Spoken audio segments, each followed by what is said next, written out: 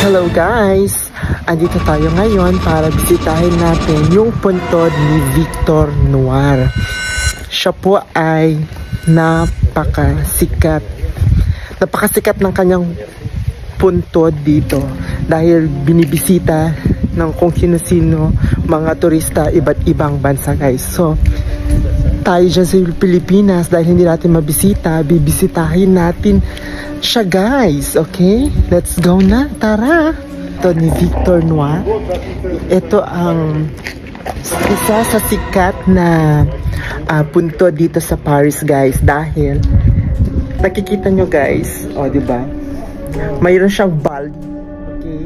Ito yung pinupuntahan sa kanila nyo guys, yung kanyang sa part ng kanyang bibig ay nagkaka-bronze na dahil ito guys, hinahawakan nila to guys, hinahawakan nila ang kanyang bulge, kanyang bukol dahil ang folklore dito guys, sinasabi na kung gusto mong magkaanak, ayan, ito yung pinupuntahan nila dahil kung gusto nila magkaanak, ito pupunta yung mga kababaihan dito or yung mga couple, mag-asawa para hawakan para kung sino yung gusto magkaanak guys.